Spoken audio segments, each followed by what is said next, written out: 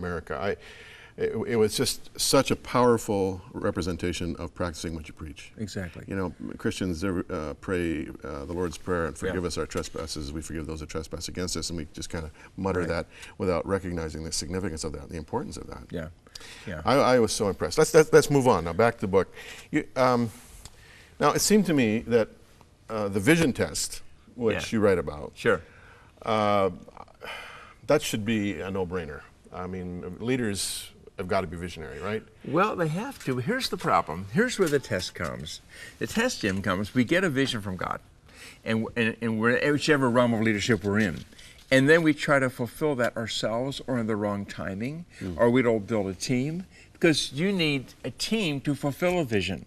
You need to, Habakkuk 2 says, write the vision down so they can run with you. And you made the point in the book that even Jesus had a team. He did. Exactly. Jesus, he could have tried to do it himself. He didn't. But again, it's back to the releasing test. Many of these tests are intertwined because he released the 12. He's a greater works will you do. So the key in the vision test is knowing how to receive a vision from God, number one. Then number two, when you receive the vision, and my favorite story in vision is Nehemiah, because he received the vision from his brother, and you know, and then he went through the whole process in God of working it out, and of course saw it fulfilled. But it's building a team with you to fulfill the vision. What about this expectations test? You know, like having pastored, you know, for many years myself.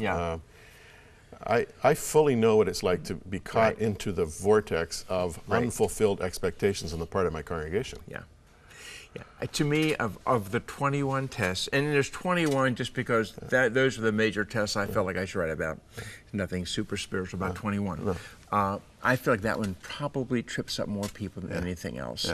You know, Hebrews 12 is so clear. It says, be careful, verse 15, that you don't fall short of the grace of God, lest a root of bitterness will spring up and cause trouble for many. Well, what's that all about? Falling short of the grace of God is we have a certain expectation. We start a new church, we start a new business, we're in a new relationship, we get married or whatever. We have a certain expectation others will respond in a certain way. And when they don't, either we receive the grace of God and say, Lord, except by the grace of God, it would have been a lot worse.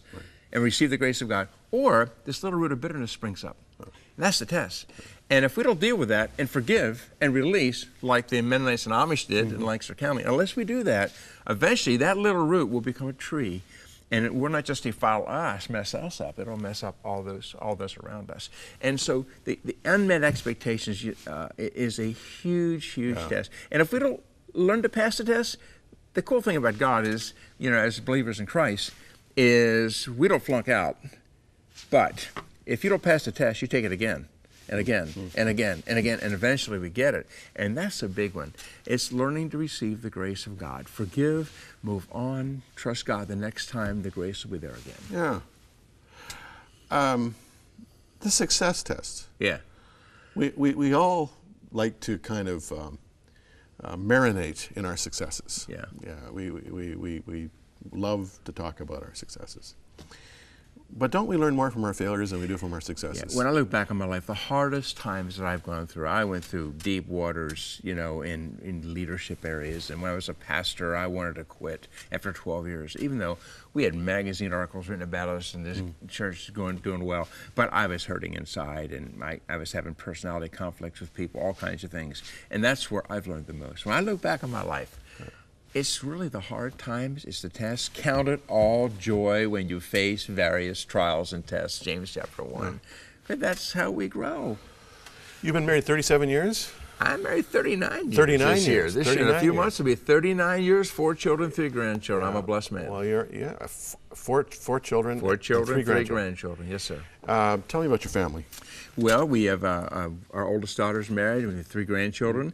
Our other 3 children, she's 35. Our daughter, 32, is still single. And his son, 25, is in business with me. And we run a book company. We sell Christian books all over the nation. And then our youngest daughter's in college. She's 22. I tell them, take as much time as you need to get the right one.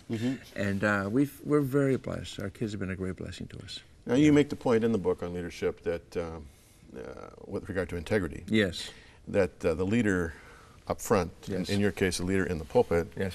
needs to be the same person That's at the right. breakfast table. That's right. Were you intentional about this in terms of your home life with your kids? Oh, very, very intentional about this. And one of the blessings we've had, I mean, I just came off of a one-week vacation with my entire family and grandchildren, everyone last week. And my favorite thing next to knowing God and spending time with my wife is my kids and my grandkids. And very, very intentional, because I did not want my children to see a public Larry Kreider being different than a personal, private Larry Kreider. And the whole integrity area, when you look at the scriptures, it's amazing. Most leaders did not finish well. And it's so important that we walk in humility. And we have people in our lives who ask us the hard questions and be people of integrity. And it starts with our families. Do you address the finishing well thing? I haven't read the whole book. Do you address that? I do address the finishing well thing and the I couldn't agree more. Of finishing well. Yeah, it's so imperative, because we see quote unquote men of God, falling right and left. Yeah. But I tell my friends who are so distraught about that, I say, for everyone who falls, there are 100 who love their wives and who love their kids, who love their God, and they're the real deal. Yeah. The book is called 21 Tests of Effective Leadership. The publisher is Destiny Image. Destiny Image. Is that your company? No, I write for 3 different companies. They're great friends of mine. Okay, Destiny Image Publishing. And I expect it's available... It's available in Christian bookstores. Yeah. It's available on Amazon. Yeah, right. 21 Tests of Effective Leadership, Larry Kreider. Really well worth the read. I'm going to read the rest of it. It's all yours. I enjoyed what I've read so far.